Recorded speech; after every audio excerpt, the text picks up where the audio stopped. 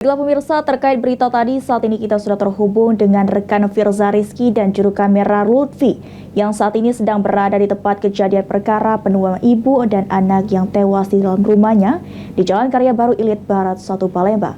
Assalamualaikum warahmatullahi wabarakatuh, rekan Firza. Waalaikumsalam warahmatullahi wabarakatuh. Selamat sore Rara. Ya Firza, bisa dijelaskan kondisi terkini di TKP? Rara. Baik. Baik Rara dan juga pemirsa, saya tidak bisa mendengar suara Anda Rara. Mungkin Anda bisa mendengar suara saya dengan jelas di sini. Dapat kami laporkan tempat situasi terkini tempat saya berada saat ini. Mungkin Anda sudah mendengar kabar bahwa hari ini Kota Palembang dihebohkan dengan adanya berita terkait dengan seorang ibu rumah tangga bernama Wasila yang dilaporkan ini ditemukan tewas bersimbah darah tepat di garasi rumahnya dan bersama dengan putrinya yang juga ditemukan oleh sang suami tewas di kamar tidurnya. Saya berada tepat di rumah korban. Ini adalah rumah di kawasan Karya Baru Matraman dan tampak ada garis polisi lain sudah terpasang dan mungkin juru kamera Lutfi bisa menampilkan gambar terkini, situasi terkini di depan rumah korban ya tempat kejadian pembunuhan yang baru pagi tadi ya berlangsung. Ini sampai detik ini masih ramai dikunjungi oleh masyarakat yang sebagian banyak yang masih penasaran, ingin mengetahui seperti apa rumah tempat terjadinya atau ditemukannya ibu dan anak tewas ini. Dan ini masih dalam posisi yang cukup ramai ya, dipadati oleh warga yang ingin berbondong-bondong datang untuk melihat secara langsung. Kalau boleh saya menggambarkan situasi terkini yang di kawasan ini sendiri pada dasarnya tidak seramai yang saat ini ada saksikan pemirsa. Di mana sebenarnya situasinya kalau sehari-harinya tidak ramai dan memang ini cukup lengang. Ini dikarenakan ada kejadian hari ini yang membuat mereka jadi ramai untuk datang ke sini. Juru kamera Lutfi bisa ikut saya. Ini saya akan mencoba menampilkan gambar terkini situasi di rumah korban. Kita boleh diperkenankan masuk ya untuk sampai di depan garis polisi. Ini adalah mobil Inavis ya. Ada satu mobil Inavis yang masih terparkir dari Polda Sumatera Selatan yang dimana beberapa petugas masih berada di dalam untuk melakukan penyelidikan atau pemeriksaan ya terkait dengan seperti apa olah tempat kejadian perkara yang masih berlangsung hingga hari saat ini. Dan ini adalah garis polisi. Mungkin kamera bisa menampilkan gambar ini adalah garasi tempat di mana pertama kali Anung Kurniawan suami korban menemukan Wasila istrinya dalam keadaan bersimbah darah di garasi. Tepat mungkin Lutfi bisa menampilkan gambar garasi. Ini adalah garasi pertama kali di mana sang suami Anung Kurniawan menemukan sang istri dalam keadaan bersimbah darah saat ia baru pulang dari bengkel ya. Dan itu juga tampak di depan pintu juga dipasang garis polisi atau polisi lain dan ada satu sepeda.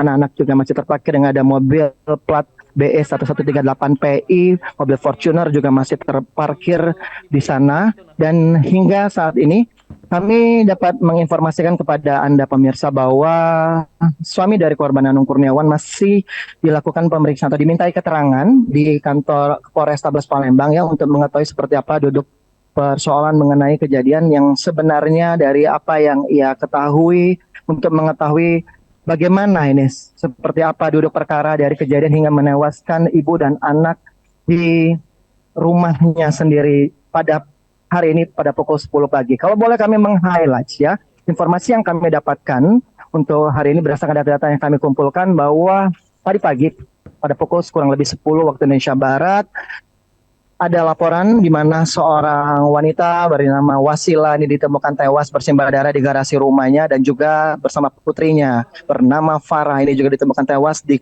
kamar tidurnya dalam keadaan juga bersimbah darah dan satu anak laki-laki bernama Galuh berusia 7 tahun ini dilaporkan dalam keadaan sehat walafiat dan selamat ya karena posisinya mereka sedang berada dalam rumah bertiga, namun yang tewas hanya 2 orang. Nah, untuk mengetahui seperti apa lebih detail mengenai kejadian, kronologi atau pembunuhan atau apa ini, semua orang ingin mengetahui. Pasti banyak publik yang bertanya-tanya karena simpang siur, ada yang mengatakan perampokan, ada yang mengatakan pembunuhan.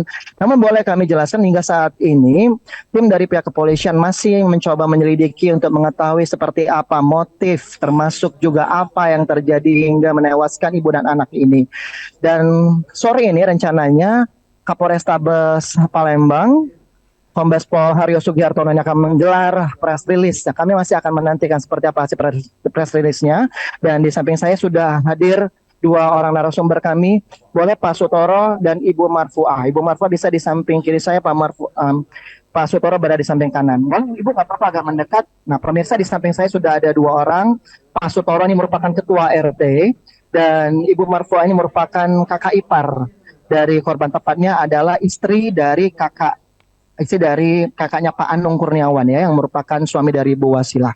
Baik, saya pertama-tama menuju ke ketua RT dulu ya, Ibu Marfuah ya, Pak Sutoro. Terima kasih sebelumnya sudah meluangkan waktu. Pak Sutoro, kami ingin mengetahui dari pemberitaan bahwa Anda adalah orang pertama yang dihubungi oleh Pak Anung Kurniawan ya, mengenai bahwa saat ia menemukan anak dan istrinya ini tewas begitu. Bisa Anda jelaskan Pak Sutoro seperti apa kronologinya Pak?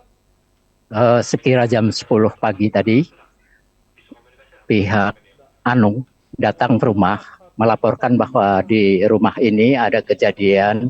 Setelah dia pulang dari bengkel, langsung melihat keadaan rumah itu dibuka, langsung mendapatkan istrinya sudah terkapar, tertelungkup dengan ada senjata di kepalanya.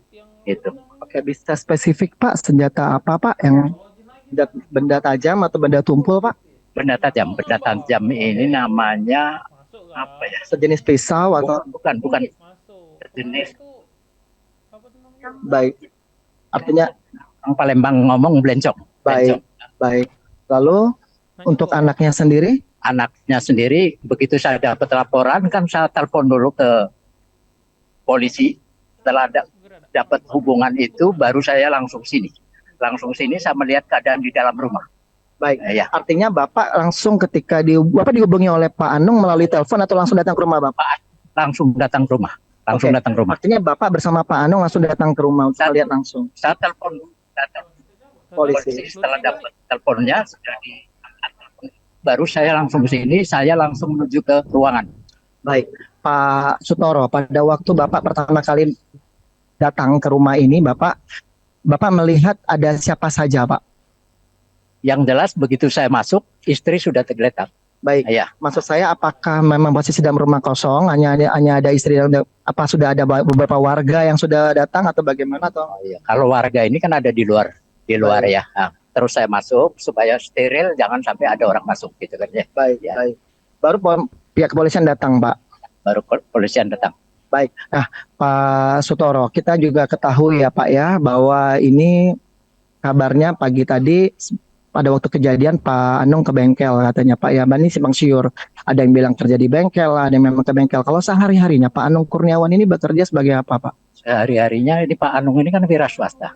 Nah, jadi dia mengelola taman, jual beli tanaman hias. Dia juga mempunyai usaha yang lain. Tidak mana ada order misalnya dari pemerintah gitu. Baik. Dia menata taman-taman kota. Baik. Pak Anung, Anda cukup mengenal dekat keluarga korban, Pak Anung, Ibu Wasilah dan anak-anaknya. Kalau kesehari-hariannya Pak Anung, Pak Sutoro yang Anda kenal, Pak Anung dan istrinya serta anak-anaknya ini seperti apa dengan tetangga Bapak sehari-harinya seperti apa? Kalau menurut saya yang saya lihat sehari-hari, ya ini kan wira swasta gitu ya. Jadi pagi jam 6 berangkat, pulang malam. Tapi selagi ada, dia selalu ada, selalu hadir. Jadi baik. Hubungan baik walaupun tidak selalu sering bergaul begitu, namun kalau ada kegiatan-kegiatan selalu ada muncul. Baik, Bapak, kalau mungkin Bapak pernah mendengar mungkin ada, kalau sehari-harinya kan ini kan sepi ya Pak ya di depan sini ya. Nah ini kalau misalnya memang sehari-harinya memang untuk kan jarak dari rumah Pak Anung dengan beberapa tetangga lain kayaknya cukup jauh ya Pak ya, memang saya perhatikan. Ini memang lengang seperti apa Pak? Sepi gitu. Ada lalu lalang tapi nggak banyak. Baik. Pak Sutoro, sementara Pak Sutoro tahan dulu Pak ya, saya mencoba beralih ke Ibu Marfuah ya. Ibu Marfuah bisa agak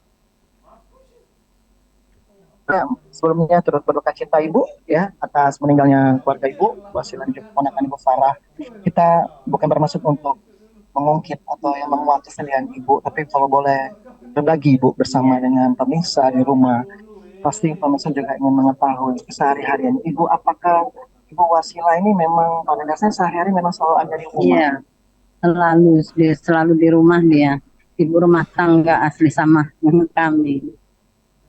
Terakhir Ibu kapan bertemu dengan Ibu Wasila? Lebaran 2 hari kemarin. Kami kesini, kami kan dikabarin katanya lagi sakit. Kami kesini sama suami. Sakit apa ini? Pasti emah katanya asam lambung naik. Tempat open house gitu, Masih. dari pembicaraan ngobrol-ngobrol bersama Ibu Wasila almarhumah, apakah ada pesan-pesan mungkin ada yang disampaikan kepada Ibu? Oh, enggak. Kami ini jarang ketemu, olehnya rumah kami kan jaraknya agak jauh. Nah, ketemu terakhir kemarin Lebaran 2 hari. Jadi enggak ada pesan apa-apa. Ibu, ini tanpa sekali lagi Bu ya, kami ingin mencoba Ibu bisa berbagi gitu bersama kami di sini. Kabarnya Ibu Wasila ini kan bersama dengan 2 anaknya, laki-laki umur 7 tahun bernama Galuh dan yang perempuan bernama Farah berusia 16 tahun ya Bu ya. Rencananya baru tahun ini mau SMA. Baik, sekolahnya di salah satu. Ibu, kalau kita ingin diluruskan Ibu ya, yang menelpon, katanya ada yang menelpon ke Pak Anung, ya adik kita Ibu. Itu pertama siapa Bu yang menelpon? Yang menelpon Farah, menelpon bapaknya. Dalam kejadian itu yang menelpon Farah katanya, Pak, tolong Pak. Itu sudah. Katanya ngapa? Ini ada apa? Pokoknya tolong Pak, balik, tolong Pak. Kata bapaknya, silakan lari keluar aja, Iya, saya sempat menyuruh keluar. Tapi Anung langsung pulang ke rumah. Kejadian sudah. Waktu sudah menelpon itu teleponnya mati sendiri Bu? Atau? Mungkin selama nelpon itulah ketahuan para nelpon tadi yang itu langsung mengerucut ke sana Ibu ya. Ada satu, ini pemirsa seperti kita ketahui berdasarkan informasi yang diterima bahwa ada satu anak korban bernama Galuh, ini berusia 7 tahun. Ini alhamdulillah selamat Ibu ya dan tidak menjadi korban.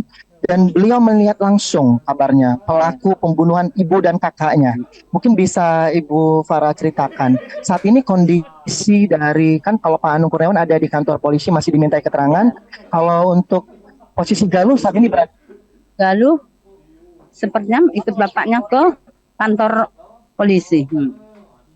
Sama bapaknya ya di kantor polisi. Nah, Ibu sempat ngobrol-ngobrol sama Galuh. Iya. Apa yang diceritakan Galuh ketika dia melihat pelaku datang ke rumah sebelum menghabisi nyawa ibu dan kakak?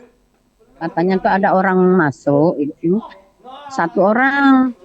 Kutanyain berapa orang? 1 orang. Pakai baju apa? Hitam. Pakai helm enggak? Tidak. Pakai masker enggak? Tidak. Larinya kemana? Enggak tahu. Galuh kenal enggak? Enggak. Itu. Nah, yang terakhir kutanyain lagi lari kemana? Orangnya enggak tahu.